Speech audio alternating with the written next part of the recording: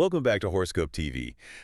Imagine waking up on the exact day you have the most important job interview of your life. Right, the big one. Yeah, the one that could just change your entire career. But your body physically refuses to get out of bed. Oh, that is the worst It feeling. is. You're exhausted, you're confused about your love life, and yet the universe is handing you this golden ticket. You really have to figure out how to handle a day like that. Exactly. And if you are a Libra, or, if you love a Libra, that's not just a made-up situation. No, not at all. That is exactly what the astrological charts are showing for you Ah, in the middle of May 2026. We are looking directly at you, Libra. we really are. This entire show is dedicated to mapping out your May 2026 because it is going to be an absolute roller coaster. A huge roller coaster. You are going to face heavy reality checks with your money and then experience unbelievable career luck. Plus, testing the strength of your closest relationships. Right. And then ending it all with a massive burst of fun. You need to know exactly when to push and when to rest. And, well, we have the map right here. That's right. What we're doing today is taking a really close look at the astro data for the month. Okay, let's unpack this. We are going to analyze the charts, the movements of the planets, the moon phases, and how all these moving parts connect directly to your actual life. So it's not just guessing. I want to be super clear right from the jump. This isn't about making wild guesses. We're looking at specific planetary angles and interpreting what they mean for a Libra's career and bank account and heart. Yeah. Astrology acts kind of like a weather forecast for your energy. Like, if you know a storm is coming, you bring an umbrella. Makes sense. If you know the wind is at your back, you raise the sail. I really like that idea of an energy weather forecast, but I want to stop you right there for a second. Sure, go ahead. When we talk about planets millions of miles away affecting my Tuesday morning meeting, it can sound a bit out there for some people. Oh, absolutely. It's a common thing people bring up. How exactly are we analyzing this astro data? Are we saying giant rocks in space are shooting literal cosmic rays at a Libra's boss? That's a very fair question, and it's a huge misconception. Okay, so no cosmic rays. No, we are not talking about gravitational pulls or invisible rays controlling your mind. Think of astrology more like a giant clock. A clock. Yeah. When the clock on your wall says 12 noon, the clock isn't making you hungry. Right. It's just a tool that reflects the time of day, and at that time of day, human beings generally feel hunger. The planets work the exact same way. Oh, I see. The ancients watched the sky for thousands of years and noticed patterns. They saw that when the planets were in certain positions, human behavior here on Earth followed very specific patterns. So it's a reflection. Exactly. So when we analyze the astrological charts, we are basically reading the clock of human cycles. Okay, that makes a lot more sense. It's a mirror, not a magnet. That's a great way to put it. So let's unpack this journey for May. Because every good trip starts with packing your bags and paying your tolls. Yes, it does. The very first part of May, from the 1st through the 10th, has a massive theme for Libras. It's all about getting real with your money and getting real with your energy. A very grounding start to the month. Yeah. So let's look at May 1st. What is the clock telling us to kick off the month? Right? On May 1st, we see your ruling planet, Venus, forming what we call a sextile to Saturn. Okay, break that down for me. Well, Venus is the Roman goddess of love, beauty, money, and connection. Since Venus rules Libra, wherever Venus is in the sky has a huge impact on your mood. Makes sense. And Saturn. Saturn, on the other hand, was the Roman god of time, limits, and agriculture. He's the guy with the scythe who brings the harvest. Oh, wow. He represents structure, rules, and taking things seriously. So we have the planet of romance talking to the planet of strict rules. That sounds like a total buzzkill right out of the gate. It would be a buzzkill if they were fighting, but they aren't. They are forming a sextile. What's a sextile? A sextile is an angle of 60 degrees between two planets on the astrological charts. Geometrically, it means they're working together smoothly. Oh, okay. Good. Think of them sitting at a table having a really productive conversation. Saturn is giving Venus a helpful boost of maturity. So it's not a bad thing. Not at all. So instead of being a buzzkill, it gives you a very clear, serious mindset about what you actually value. Meaning, I'm not going to tolerate any nonsense on May 1st. Exactly. In your love life, you won't be looking for superficial charm. You won't want a quick fling. You want something real. You want loyalty. You want a rock. You want someone who pays their bills on time and shows up when they say they will. So no flakes allowed. If someone is flaky, your patience for it will be absolute zero. You are looking at your life through a very practical lens. That's interesting because usually Libras are known for being very accommodating. Very true. We're the sign of the scales, right? We Yeah, want everyone to be happy, so we might put up with a flaky person just to keep the peace. exactly. You tend to compromise. But you're saying on May 1st, the scales tip toward strict boundaries. Yes. And it's not just your romantic life that gets this heavy reality check. Well, Also, on May 1st, the astro data shows a full moon in the sign of Scorpio. This really lights up your financial sector. a full moon usually means things are reaching a climax or coming out of the dark, doesn't it? Because the moon is fully lit up by the sun. That's spot on. A full moon illuminates whatever has been growing over the last 6 months. Okay. And cause this full moon is in Scorpio, it's intense. Scorpio is ruled by Pluto, the planet of the underworld. Oh boy. Scorpio energy doesn't care about politeness. It only cares about the raw, naked truth. Sounds heavy. When this full moon shines its light on your money, it demands total financial honesty. So this is the day you look at your bank app and realize exactly how much you've been spending on takeout coffee, and it actually makes you sweat. It could definitely be a cold sweat moment, yeah. Yikes. It's a reality check. The light of the full moon might show you that a major change in your spending habits is desperately needed. You just can't hide from it. Right. You see your money exactly as it is, without any excuses. But it's not always bad news. Oh, thank goodness. This climax could also be a massive victory, like finally sending that last payment to clear a heavy credit card debt. Oh, there's nothing quite like that feeling. It's the best. Seeing the balance hit zero, it makes you feel like you can breathe again. Totally. So we're setting strict boundaries in love and facing the music with our bank accounts on the 1st. But then we hit May 5th, Yes, the 5th is busy. and the charts show things getting really messy. Yeah. We have Mercury square Pluto, and at the exact same time, Mars square Jupiter. It's a lot of friction. I know a square is a 90-degree angle, like a sharp corner. That sounds like a crash waiting to happen. A square is absolutely an angle of friction. It's when two planets are at a 90-degree angle, like two cars arriving at an intersection at the exact same time, and neither wants to yield. Ouch. Let's break down the first crash. Mercury square Pluto. Mercury is the messenger. It rules your mind, how you communicate, and the contracts you sign. Right. Pluto, as we mentioned, is the underworld. It rules hidden things, secrets, and power struggles. So the planet of communication crashes into the planet of secrets. Exactly. This might reveal a hidden expense you didn't see coming. Or like a bad deal. Yeah, if you're signing a contract, a lease, or a new job offer around May 5th, someone might be trying to sneak something really unfair into the fine print. Tricky. Pluto likes to bury things, and Mercury's trying to read them. So this is absolutely not the day to just scroll to the bottom of the terms and conditions and click, I agree. Never on a Mercury-Pluto square. You need to read every single word. Have a word. You need to use your sharp mind to negotiate. If a deal feels unfair, you have to push back. You got to stand up for yourself. You have to ask the hard questions. If you don't advocate for yourself on May 5th, you will lose out to someone who is trying to hold power over you. That sounds exhausting. I mean, Yep. I have to play detective with my money and my contracts. It is a lot of mental work. But you said there's a second crash on the exact same day. Mars squared Jupiter. Let's analyze that. This one is tricky because it actually feels really good at first. Oh, really? Mars was the Roman god of war. In astrology, Mars represents your drive, your ambition, your physical energy, and how you take action. Okay, that's Mars and Jupiter. Jupiter is the king of the gods. Jupiter represents expansion, luck, growth, and making things bigger. Bigger's usually good. Usually, yes. So when the planet of action crashes into the planet of expansion, what do you get? A massive explosion of ambition. Bingo. Like drinking 5 cups of espresso and deciding you're going to reorganize your whole house, apply for 3 promotions, and run a marathon before lunch. That is the perfect way to describe it. In your work sector, you're going to feel this massive urge to take on huge projects. Just going all out. You'll want to impress your boss, or if you run your own business, you'll want to launch the biggest product idea you've ever had.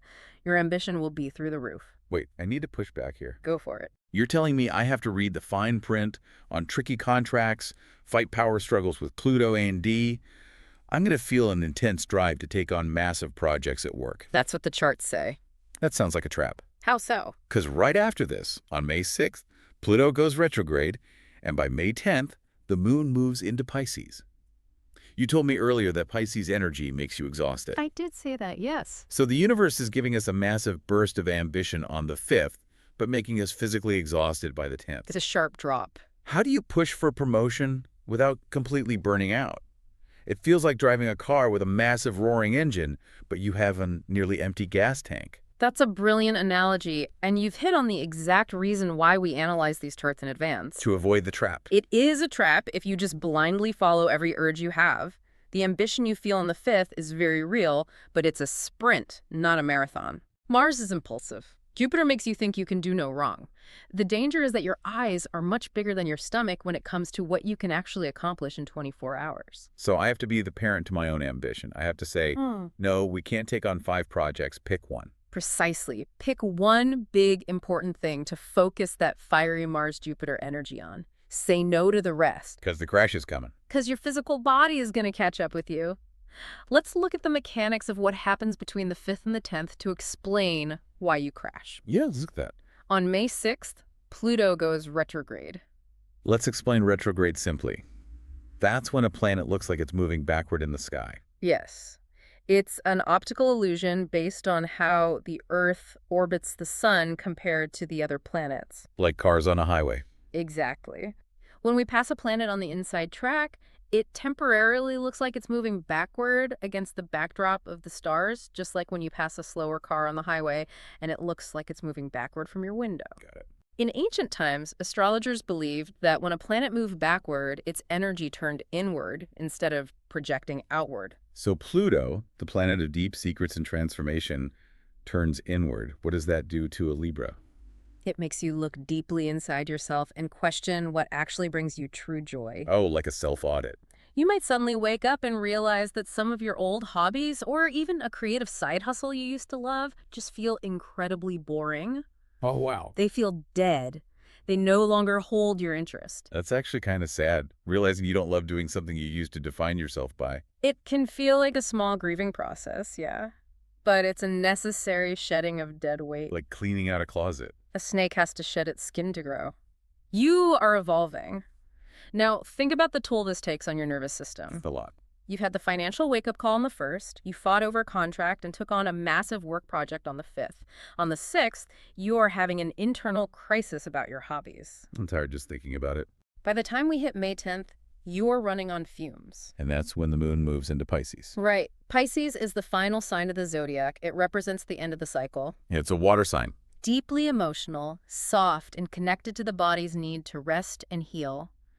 When the moon moves here, the stress from organizing your money and dealing with all these serious demands will physically manifest. The gas tank is empty? The empty gas tank light on your dashboard starts blinking bright red. Your body will literally force you to slow down. It will give you no choice. So for anyone listening, the main takeaway for this first part of May is to be ruthlessly practical. Yeah. Settle your debts. Yes, absolutely. Read the fine print on every single agreement around the 5th. Pick only one major work project. And above all, protect your health. Health is wealth. When that Pisces moon hits on the 10th, don't try to power through it. Run a warm bath, turn your phone off, and just rest. You are building a strong foundation, and a healthy body is the basement of that foundation. Exactly. Handle the heavy lifting early, but listen to your body when it says enough is enough. All right, moving forward. We've paid our tolls, we've looked at the bank accounts, and we've rested in the tub. We are ready for the next phase. Now we are heading into the middle of the month, from May 13th to May 18th. I'm calling this section Healing Hearts and Building Strong Walls. I like that title. Because after that exhausting start, the astro data shows a really beautiful shift. You've cleared out the emotional clutter, and now you have room for passion, fresh starts, and some wild luck. The fun stuff begins. Let's start with May 13th. The moon moves into Aries. What's the vibe here? To understand this, we have to look at the astrological wheel. Aries is the sign that sits directly opposite Libra. Like across from us. If Libra is at 6 o'clock, Aries is at 12 o'clock. Libra is an air sign, ruled by Venus, diplomatic, focused on others, always seeking harmony. We just want peace. Aries is a fire sign, ruled by Mars head first, impulsive, focused on the self, and very passionate. So when the moon goes into the sign that is our total opposite, what happens? Does it make us uncomfortable? It lights up your partnership sector, cause Aries represents the other to yourself. Oh, interesting. After the heavy, strict tone in love earlier in the month, this Aries moon brings a wonderful, fiery burst of passion back into your relationships. the spark returns. That sounds great. It is, but it requires you to step out of your typical Libra comfort zone. How so? Like, what do we have to do? Well, Libra's natural instinct is to keep the peace. You don't want to rock the boat, so you might not say exactly what's on your mind. Right, we drop hints. You hope your partner just magically figures out what you need based on subtle hints. Aries doesn't do subtle hints. Aries is blunt. Just straight to the point. So on the 13th, the charts are pushing you to use direct talk. Tell your partner exactly what you need to feel safe and loved. Look them in the eye and say, "This is what I need." That is terrifying for a Libra. I mean, being blunt feels like picking a fight. I know it feels that way, but the energy supports it right now. Your partner will actually appreciate the clarity. No games, just honest passion. Okay, I'll take your word for it. Speak up on the 13th. You won't regret it. Now, speaking of things working out in our favor, I want to talk about May 14th. This is a massive day. Huge day. The astro data points to an event happening in your career sector called a benefic enclosure. Now, that sounds like a very fancy, old-world astrological term. It really is. Explain to us what this is and why it makes May 14th the best day to send an email. It is an older term, rooted in Hellenistic astrology. A benefic enclosure is one of the most beautiful and protective things you can see in an astrological chart. Oh, wow. Okay. The word benefic refers to the two planets that traditionally bring blessings, ease, and luck, Venus and Jupiter. The good guys. The malefic planets, the ones that bring hardship, delays, and lessons, are Mars and Saturn. Okay, so the good guys and the strict guys. Right. An enclosure happens when a specific planet or a specific area of your chart is physically sandwiched between Venus and Jupiter in the sky. Sandwiched. Think of it like a VIP room at an exclusive club. Venus and Jupiter are the two massive, friendly bouncers standing at the door. I love that visual. They are completely surrounding your career sector with positive energy. Nothing bad, no harsh Mars conflict, no restrictive Saturn delays can get past them. So it's totally safe? It creates a short, highly potent window of extreme luck and protection. So it's basically a golden ticket for your professional life. Without a doubt. If you have been waiting to send a pitch to a new client, or if you need to schedule a major meeting to ask for a raise, May 14th is the day. It's go time. The energy is shielding you from failure and boosting your natural Libra charm to the absolute maximum. People will just want to say yes to you. Let me stop you there, because this is where I get skeptical. Okay, hit me. Let's say I'm a Libra. I have this VIP room protection. I hit every green light on my commute. Because this window is so short, just a couple of days, what happens if I don't do anything? That is the big question. What is the biggest mistake people make on a day with a benefic enclosure? Do they just waste it because they didn't plan ahead? Oh, sadly, yes. Like, they go to the office, have a nice lunch, answer some basic emails, and then the day is gone. You've hit the nail on the head. That is the tragedy of good astrology. People treat luck like a magic wand that will just do the work for them while they sit on the couch. But it doesn't work like that. Astrology doesn't do the work. It just shows you when the wind is blowing perfectly in your favor. But if you don't raise the sail, your boat isn't going anywhere. So the luck passes you by. Yes. You'll have a very pleasant, easy day at work, but you will miss a massive opportunity for growth. You have to be ready for it. You must plan ahead. You should be writing that important email on the 12th, saving it in your drafts, and hitting send on the 14th. Do the prep work. You need to prep your pitch early. Use the luck, don't just bathe in it. That is fantastic advice. Do the work beforehand so you can ride the wave when it arrives. Precisely. Now, right after this career high, the charts pull us back into a very personal, emotional space on May 16th. Back to feelings. We have two big things happening on the exact same day. First, a new moon in Taurus, and second, Mars meets up with the asteroid Chiron. Let's take these one at a time. Good plan. What does the new moon in Taurus do for a Libra?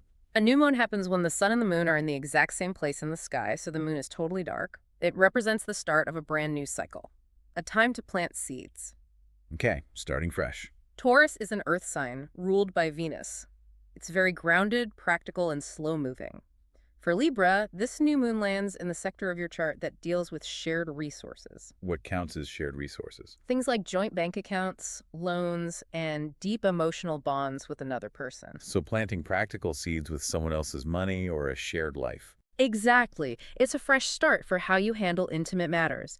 It's a time to let go of old baggage. Like past mistakes. Yeah, if you've been carrying around fear regarding shared resources, like maybe you're traumatized from a past relationship where your partner ruined your credit score, and now you're terrified to open a joint account with your new spouse, this Taurus new moon gives you the steady, calm energy to wash that slate clean. That's a relief. You can build a new foundation without the old panic. I love that. Letting go of financial trauma. And what about the second event on the 16th? Mars meeting Chiron. That's a big one. I don't think we've talked about Chiron yet. What is that? Chiron is actually a comet with a unique orbit between Saturn and Uranus, but astrologers treat it with huge importance. Okay. In Greek mythology, Chiron was a centaur half man, half horse. Unlike the other centaurs who were wild, Chiron was a wise teacher and a healer. Okay, a healer centaur. The story goes that he was accidentally shot by a poisoned arrow. Because he was immortal, he couldn't die, but the poison meant the wound would never heal. He lived in eternal pain. Oh, that is incredibly tragic. So how did he deal with it? He spent his life studying medicine to try and cure himself. He never could cure his own wound, but he became the greatest healer in the world for everyone else. Wow. In astrology, Chiron represents our deepest, most painful wound, often something we carry from childhood.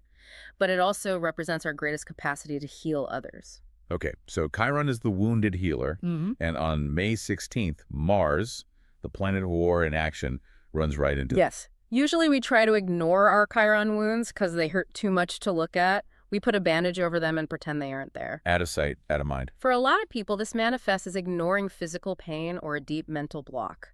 Maybe it's a bad knee you just limp on instead of getting surgery, or lingering anxiety about public speaking that holds you back. Right. When fiery, courageous Mars hits Chiron, it gives you the sudden bravery to face the pain. It forces you to rip the bandage off. Exactly. May 16th is the perfect day to finally call a therapist, or to book the physical therapy appointment, or to sit down and write out the trauma in a journal. You finally have the courage to stop ignoring it and start actually treating it. Wow. Mid-May is doing some incredibly heavy lifting for our emotional and physical bodies. And that theme seems to flow right into May 17th, when Venus connects with Chiron. It does. Think of it as a 1-2 punch. On the 16th, Mars acts like the surgeon's scalpel, cutting open the wound so it can be cleaned out. So painful. It hurts, but it's brave.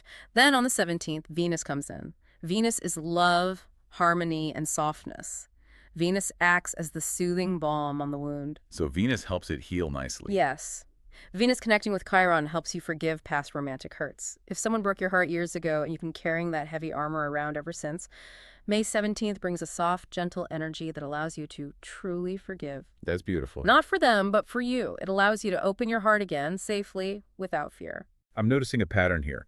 While the heart is opening up and softening, our protective instincts regarding our money are getting very tough. I caught that. Because on May 18th, the charts show Mars moving into the sign of Taurus. That's an excellent observation. Mars is your engine, your drive. Taurus is the bull, stubborn, steady, focused entirely on security and building a comfortable pasture. So we become the bull. When your drive enters the sign of stubborn security, you become fiercely protective of what's yours, especially your joint assets. So no gambling. No throwing money at a risky crypto startup on the 18th. Absolutely not. Taurus hates risk. What you will have instead is a tremendous, endless capacity to tackle complicated, boring tasks. The boring stuff. Mars in Taurus is like a slow-moving tank. It isn't fast, but it will crush any obstacle in its path through sheer persistence. So this is the energy you want when you need to sit down at the kitchen table and do your taxes, or organize a mountain of receipts, or fill out a 40-page mortgage application? Yes. You won't get bored. You won't get distracted. You'll just put your head down and chew through the paperwork. Just grind it out. Slow, steady persistence is your absolute best financial strategy for the middle of the month. All right, so for the listener, let's wrap up this mid-month section. The takeaways are clear. Be blunt about your needs in your love life on the 13th. Yes, speak up. Tackle your complicated financial paperwork with that steady bull energy on the 18th. Be brave enough to face your physical or emotional pain so it can heal. Rip the Band-Aid off. And whatever you do, mark your calendar for May 14th. Write the email now, prepare the pitch, and be ready to step into that VIP room when your career luck peaks. It is a highly productive week. If you use the energy properly, you're setting yourself up for a lot of long-term success. which naturally brings us to the next section of the month, from May 19th to May 25th. I'm calling this section the peak, golden opportunities and soft pink vibes. Another great title. The hard work of facing your wounds and planning your career in mid-May pays off almost immediately. The planets shift into positions that make you incredibly magnetic. You'll draw people in. It brings in the absolute best date of the whole month and aligns you with your true path. Let's look at May 19th. We have Venus moving into Cancer and Mercury forming a sextile to Neptune. Lots going on. The astro data highlights this as the first best date of the month. Let's analyze why. May 19th is a beautiful, softening shift. Venus, your ruling planet, leaves the chatty energy of Gemini and moves into the water sign of Cancer. Cancer is a very nurturing sign, right? Now, Cancer is ruled by the moon. It's the sign of the mother, of the home, of deep caring, and of the protective shell. When your ruling planet moves here, it drastically changes what you crave in your personal life. So a Libra goes from wanting to socialize at a party to wanting to stay home and bake bread. Basically, in romance, you're going to crave love that feels traditional and highly protective. You don't just want a fun date or someone to text. You want to build something. You might find yourself thinking seriously about long-term foundational commitments. Buying a house together, discussing marriage, or deciding to start a family. Wow, getting serious. You want to feel completely safe and sheltered by the person you choose. You want to build a nest. And how does this protective nesting energy play out at work? Because the outline says Venus is also lighting up the career sector. Do you start babying your coworkers? Not exactly babying them, but you bring a deeply caring energy to your professional life that people really respond to. Oh, that's nice. Venus makes you incredibly magnetic. Bosses, clients, coworkers, they will all naturally favor you right now because you make them feel comfortable. You're the peacemaker. If there has been any tension in the office, you are the diplomat who can smooth it over. You're fiercely protective of your professional reputation, but you achieve your goals through charm rather than aggression. And the other transit, on May 19th, Mercury sextile Neptune, seems to add to that really calm vibe. It does. Let's look at the players. Mercury is your mind and how you process information. Neptune was the Roman god of the sea. Okay, the ocean. In astrology, Neptune rules the vast oceans of the subconscious, spirituality, dreams, and illusions. A supportive sextile between your mind and the planet of dreams brings a deeply peaceful, inspired state. So your thoughts aren't racing a million miles an hour. Right. It quiets the mental chatter. This makes May 19th an incredibly effective day for mindfulness, breathing exercises, or meditation. So good for resting. If you've had trouble sleeping earlier in the month, cause of that intense Scorpio full moon or the work stress, the energy on the 19th acts like a cool breeze. It soothes your nervous system and helps you get deeply restorative sleep. A peaceful mind and a magnetic presence at work. It's obvious why the 19th is marked as the best date. Truly a great day. Now, the energy speeds up a bit on May 21st when the sun enters Gemini. Gemini's an air sign, just like Libra. I assume this feels pretty comfortable. It feels very natural.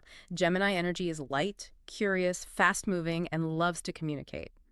The sun moving here highlights your sector of travel, higher learning, and expansion. So we want to get out of the house. After all the heavy focus on foundations, money, and building a secure nest, the sun in Gemini makes you want to open a window.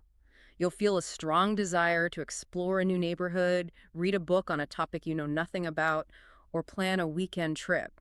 The world feels wide open again. Okay, here is where I really need to challenge you. All right, what is it? I want to talk about May 22nd. The charts list this as the second best date of the month. We have Venus trine the North Node and Venus square Neptune. A very interesting mix. Now, I am looking at this combination, and it makes no sense to me. The charts say the North Node brings a destined, meant-to-be career opportunity. Correct. But at the same exact time, Venus is clashing with Neptune, which creates a hazy vibe in love and health. We might wear rose-colored glasses, completely misunderstand our partner, and feel physically exhausted. Yes, that's the square. We're warned not to do heavy workouts today. So, explain to me how a day where I feel totally confused in my love life and want to sleep until noon is considered a best date. How do I crush a destined job interview when I have zero energy? This is the ultimate paradox of astrology, and it's why you can never just label a day as purely good or purely bad. It's complicated. Different areas of your life are ruled by different planetary interactions happening simultaneously. Let's separate the two transits to understand the mechanics. First, Venus trine the North Node. What exactly is the North Node? Is it a planet? No, it's not a physical object. The north and south nodes are mathematical points in space. They're the exact locations where the moon's orbit crosses the path of the sun from our perspective. Okay, math points. Eclipses only happen when a new or full moon occurs near these nodes.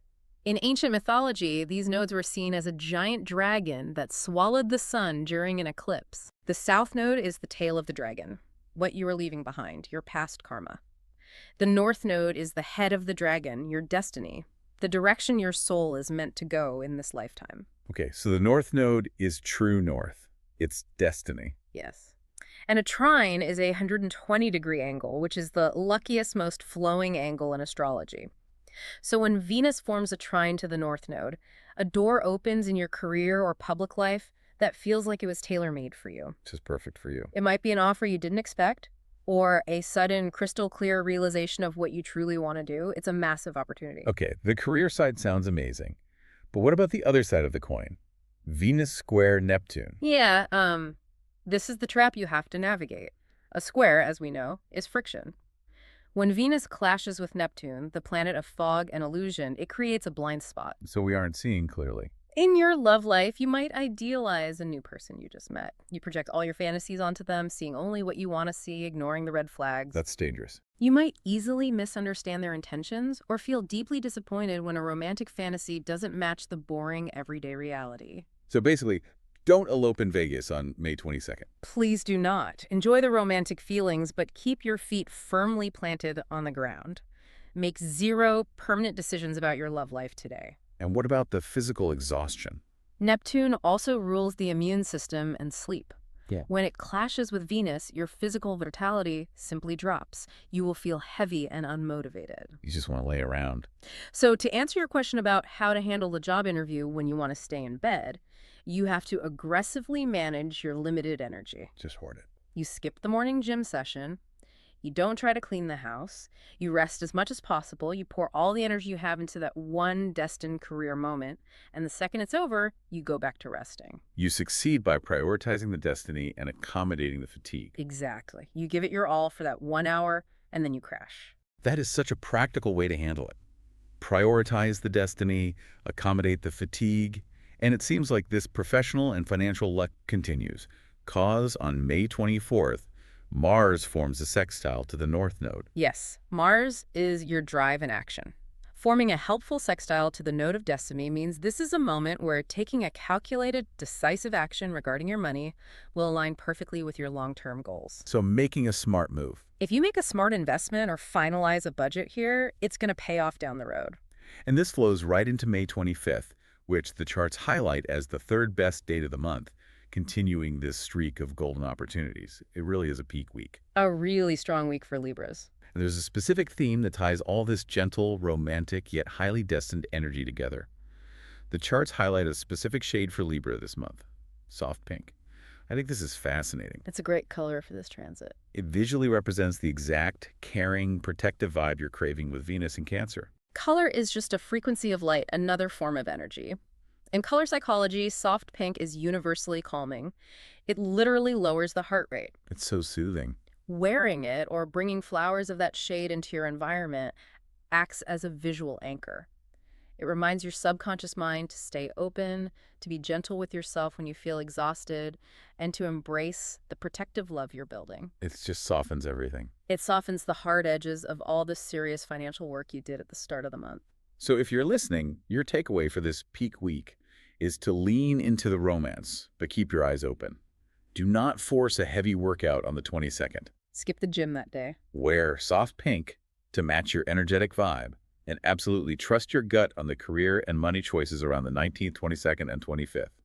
You are being guided towards something really special. Trusting your instincts is paramount. The doors will open, but you must summon the courage to walk through them. Now, we are heading into the final stretch of the month, from May 26th to May 31st.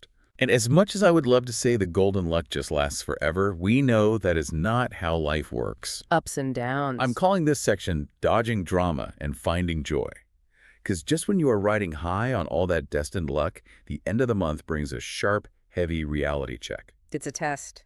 It's almost like the universe wants to test if the foundations you built back in early May are truly strong enough to last. Let's look at May 26th, The charts show Mars square Pluto. You warned us earlier about squares being car crashes. This sounds like a massive pileup. It is arguably the most intense transit of the month. We have Mars, the planet of aggression, war, and forward momentum, clashing at a 90-degree angle with Pluto, the planet of power, control, and the underworld. The god of war fighting the god of the underworld. That doesn't sound like a fun Tuesday. It creates a highly volatile, explosive environment. For you, Libra, this energy is going to hit right in your professional life or your public reputation. There is intense pressure, and there are almost guaranteed to be power struggles. What does a power struggle actually look like on a random Tuesday afternoon at the office? Are people screaming at each other? It's usually more insidious than that. It looks like people acting ruthless out of fear. Sneaky stuff? A coworker might try to take credit for a successful project you just finished during your lucky week. Or a manager, feeling threatened by your recent success, might suddenly try to micromanage and control every single thing you do. Oh, that is the worst. The energy is aggressive, but it's driven by Pluto's dark, primal fear of losing control. That sounds infuriating. And does this affect our money, too? Yes, it can trigger intense panic about your own financial security. Even if you make really smart choices on the 24th, Pluto brings up irrational, deep-seated fears. Just panicking for no reason. You might suddenly wake up terrified that you don't have enough saved, or become convinced that you're about to lose your job, even with no evidence to support it. Wow. So irrational panic and ruthless office politics colliding at once. What is the strategy for surviving May 26 without ruining all the progress we just made? Do we fight back? The absolute key is to not engage in the warfare. Do not let Pluto's panic dictate your actions. If you feel terrified about money, do not suddenly log into your brokerage account and sell all your investments. Don't touch the money. Do not make a massive sweeping change to your portfolio based on fear. Stay calm, look at the math, and stick to the budget you made during the new moon. And at work, if someone tries to steal my credit. You must lean heavily on your natural Libra diplomacy. Do not get pulled into petty arguments. Do not try to fight fire with fire, cause Mars and Pluto will burn you. Just take the high road. Keep your head down, document your work perfectly, maintain a professional tone, and let the aggressive energy pass. Imagine you are a deep-sea diver. Let the storm rage on the surface while you stay calm in the quiet depths. Don't let their chaos affect your inner peace. Let the storm blow over. Do not stand outside yelling at the thunder. That is fantastic advice. Now, a few days later, on May 29th, the charts show Venus square Saturn. We talked about Venus and Saturn on May 1st, but that was a helpful, friendly sextile. Now they are in a harsh square. This is another heavy reality check, isn't it? It is. The dreamy, romantic fantasy that you might have been feeling mid-month fades away under Saturn's harsh light. The honeymoon phase is over. Saturn demands reality, structure, and endurance. You are forced to face the practical, entirely unglamorous side of romance. It's no longer about the magical dates or the soft pink nesting vibe. It's about the daily grind. I always compare this kind of transit to buying a beautiful houseplant. Oh, I love this analogy. It looks absolutely gorgeous in the store under the perfect greenhouse lights. Yeah. You bring it home, you put it on the shelf, and you feel great.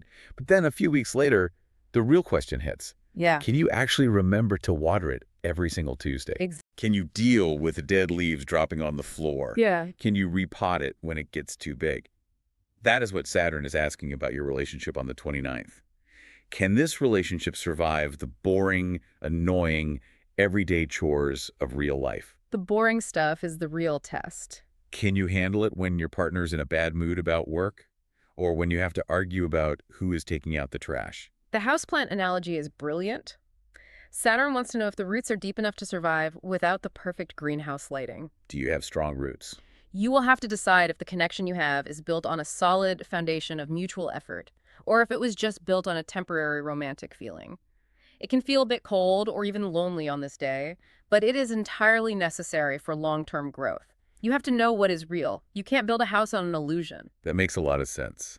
You want to know the bridge can hold the weight before you drive a truck over it. But the good news is, we do not end the month on a heavy, restrictive note. Just 2 days later, on May 31st, we have a full moon in Sagittarius. And this brings a massive shift in the weather, right? It is a complete, energetic 180. Sagittarius is a fire sign, represented by the centaur archer shooting his arrow over the horizon. Aiming high. It rules travel, philosophy, optimism, and freedom. A full moon here brings a massive burst of active, joyful energy back into your life. Finally, some fun. The heavy, restrictive pressure of the office politics and the serious reality checks of your relationships finally lift. You will feel an intense urge to go outdoors, to move your body, to breathe fresh air, and to socialize. The outline does mention there might be a minor catch with this full moon, though. Something about a disagreement. Cause full moons bring things to a climax. Right. In this specific part of your chart, the full moon's light might bring a minor argument with a friend, a sibling, or a neighbor to a head. Ooh, just a little spat. It's nothing world-ending, probably just a misunderstanding or a clash of opinions that has been brewing under the surface. But cause you are a Libra, you possess natural diplomatic skills. We can fix it. You will easily be able to see both sides of the issue, smooth things over, and restore peace to your community. You won't let a minor squabble ruin the joyful, adventurous vibe of the day. Before we move on to matches, I want to quickly drop the lucky numbers for the month. The charts have identified these specific numbers for you: 9, 18, 26, 35, 48, and 59. Those are good ones to watch for. You might want to keep these in mind, especially when you are navigating those power struggles and intense moments around the 26th. Sometimes just spotting one of your numbers on a clock or a license plate can act as a little psychological wink, reminding you to stay calm. It's a great grounding technique. When everything feels chaotic and Pluto is pushing you to panic, seeing your numbers can snap you back to the present moment and remind you of the bigger picture. So if you're listening, your takeaway for the final stretch of May is an exercise in endurance. Do not panic sell your investments or get into a screaming match with your boss on the 26th. Just breathe through it. Keep your head down. Look honestly at the chores and realities of your relationship on the 29th. Get through those heavy testing days, cause that joyful outdoor adventure is waiting for you on the 31st. Exactly. It's a test of the foundations you built all month. You will absolutely make it through to the joy at the end if you keep your cool. Speaking of that joyful Sagittarius full moon on the 31st, the astrological charts actually show exactly who you should invite on those outdoor adventures and who will just drag you down this month. Social compatibility is huge. I want to look at your astrological matches for May. The charts are very clear. Your best match this month is Sagittarius. Let's analyze why that specific energy works so well for a Libra right now. Sagittarius brings exactly what you need at the end of this roller coaster month: a breath of fresh air. We know Sagittarius is a fire sign and Libra is an air sign. Fire and air. Think about how fire and air interact in nature. Air feeds fire, it makes it burn brighter and spread further. Yeah. You have a naturally complementary dynamic. That sounds really fun. You both share a deep love for learning new things, exploring different cultures, and discussing big philosophical ideas. But more importantly, Sagittarius helps you break out of your routine. Because Libras can get a little stuck in our own heads weighing the options, right? Exactly. Libra is the sign of the scales. You want everything in your life to be perfectly balanced, which means you are usually very, very careful. We overthink things. If you're deciding where to go for dinner, you weigh every single option, read all the reviews, and consider what everyone else wants before making a move, just to ensure you are making the fairest, best choice. It's exhausting sometimes. That is a wonderful quality, but it can be mentally exhausting. Sagittarius doesn't weigh options, they just leap. They encourage you to put down the scales and take a few fun, spontaneous risks. They remind you that sometimes you just have to jump and trust that you'll land on your feet. So they pull us out of analysis paralysis. Right. And what is the dynamic like going the other way? What do they get from us? You admire their blunt honesty and their boundless optimism. They look at life as a grand adventure, not a series of chores. On the flip side, Sagittarius loves your sense of fairness, your elegance, and your charming personality. We balance them out. They can sometimes be a bit too blunt or tactless, and you smooth out their rough edges. Together, you can plan an exciting weekend trip, or even just explore a new trail in your own city. There is a very light, joyful energy between you. Just easy and fun. They keep you laughing and help you not take life so seriously. After the heavy reality checks of May, that is the exact kind of stress relief you need. That sounds like the absolute perfect person to text for a weekend road trip.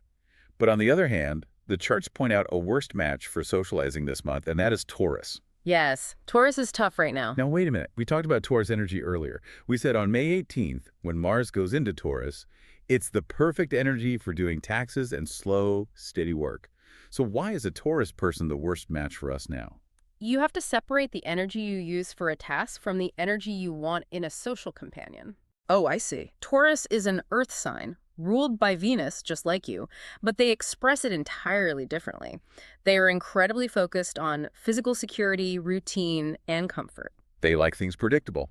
This month, especially around that new moon in Taurus on May 16th, they are going to feel very stubborn.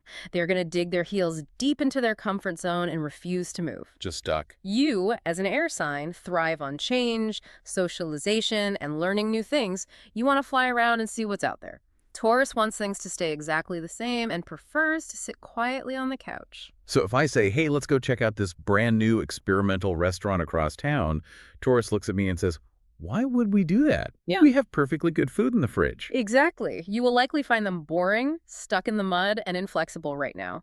Meanwhile, they will find your constant need to mingle, talk, and try new things completely exhausting. That's a total mismatch. When you try to introduce a new idea or a spontaneous plan, they will probably shoot it down immediately, cause change feels too risky to them. They do not want to disrupt their peace. And for a Libra who desperately wants harmony and cooperation, hearing that constant no must be incredibly frustrating. It will drive you crazy. You value compromise above almost anything else. You are always willing to meet someone halfway. But Taurus simply will not compromise this month. It's their way or no way. That's tough. You want to explore, while Taurus acts like a heavy anchor holding your boat in the harbor. Okay, let me ask a practical question here to clarify things. The chart said we have great luck organizing our shared money and doing slow, steady tasks using Taurus energy mid-month. Does that mean we could do business with a Taurus person this month or work with them on a serious project, but we just shouldn't invite them to a party? Or should we just avoid them completely in all areas of life? That is a very astute question, and you've hit on the exact nuance. The energy of Taurus is excellent for the task of financial organization. So work is okay. So yes, if your accountant is a Taurus, or if you need a coworker to sit down and help you review a dense 40-page contract, their energy is perfectly suited for that. They will not miss a single detail, and their slow pace is an asset. But socially. The conflict arises purely in your personal life, your social life, and your emotional world. When you are looking for expansion, joy, spontaneous adventure, and new experiences, their energy will block you. Got it. So the rule for May is simple. Text your Sagittarius friends to plan a fun day trip for the end of the month, because they will bring the laughter and the fire you desperately need. Good call. And give your Taurus friends plenty of space to stay home in their comfort zone. Do business with them if you have to, but don't try to drag them out to a party. It will only frustrate both of you. It is all about aligning the right energy with the right activity. Protect your joy by spending your free time with people who want to expand your world, not shrink it.